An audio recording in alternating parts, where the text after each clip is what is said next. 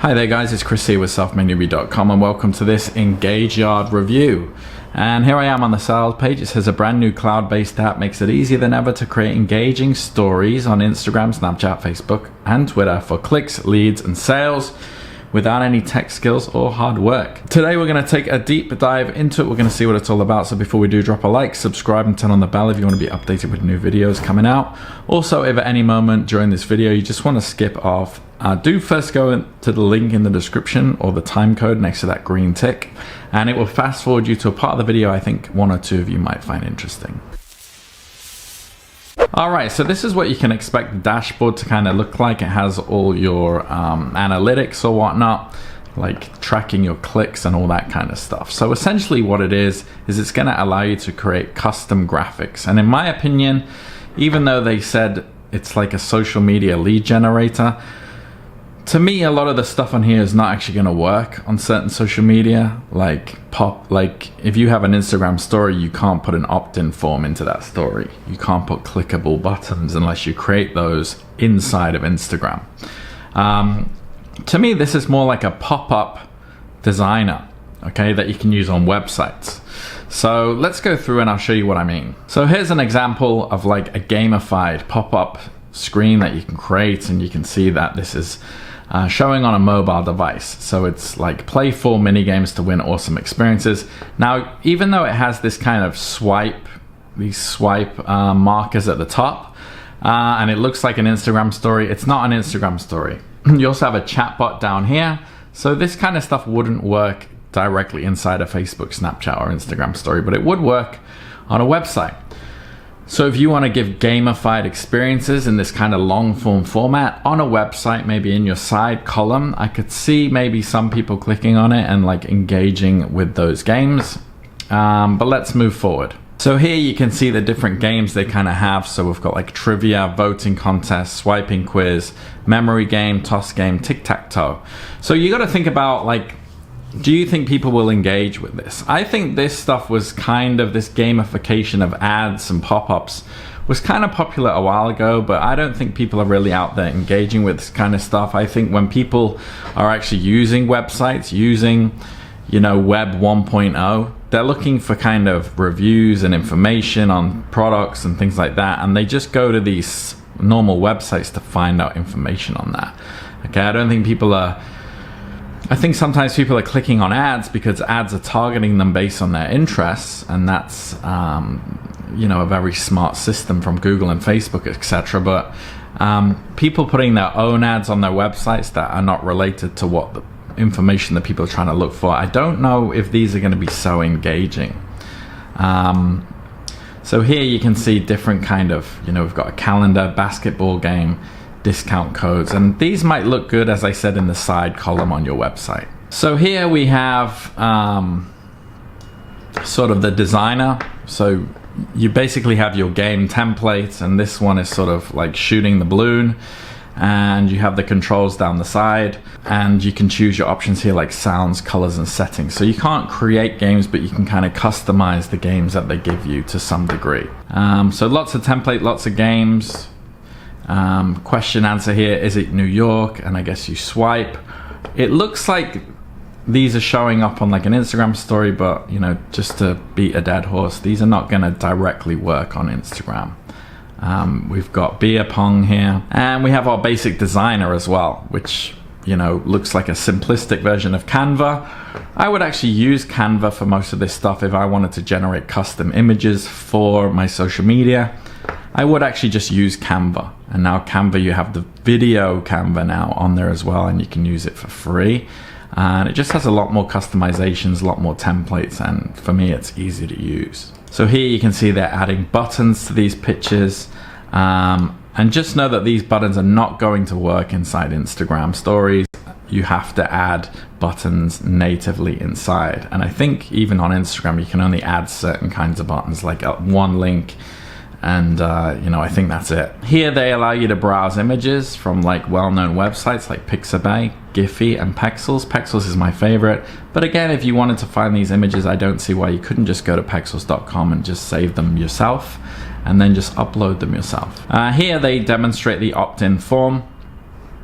It does link to, you know, your main autoresponders like GetResponse, MooseEnd, Converti, you know, most of them. But again, this will work on a website. In your side column, I think it might be okay.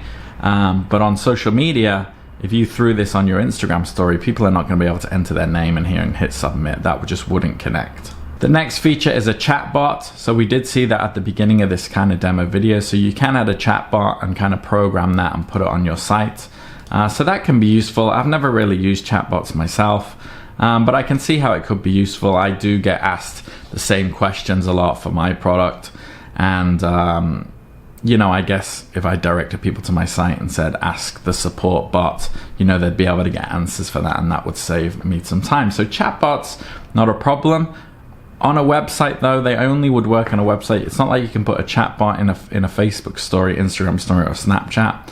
So do be wary that if you want to add certain controls into your social media stories and posts, they're not going to work. You have to try and set that up natively inside Facebook, Instagram, and Snapchat respectively. Here you can see what autoresponders they connect to. So all the main ones really. So that's good. And yeah, that's really the overview of what you can expect with EngageYard. So let's go back to the sales page here, and it says create engaging stories on Instagram. It's not going to do that. So I'm not sure why they've made this misleading post. Anybody who knows just a little bit about social media knows that you can't just design an opt-in form outside of Instagram and then put that and just upload it, because you can only upload videos and text. So this is a little bit of a misleading sales pitch here at the top. Something else is a little bit misleading here is this fake countdown timer. So this product launches in maybe 5 hours or so, and here they have 19 minutes. So this is creating fake scarcity, which is a bit of a psychological trick. I don't know why they would employ this, but to me that just makes things seem a little bit on the scammy side to me when people do that. Here you can see the results. Now these results can be completely fabricated. It's also just in the space of a week. We don't know if they created these results by themselves or they could have programmed them. I am gonna take those with a pinch of salt. And here we have a bunch of earnings. Here they've just taken a screenshot of a Stripe, and this can be completely edited. Any website that has a number, you can right click, as you can see on your screen, change the number, take a screenshot, and there you have it. You have like some earnings. We don't know where these earnings came from because this is just a Stripe dashboard. They could have come from any earnings. Here we have email earnings. Now I recognize the format.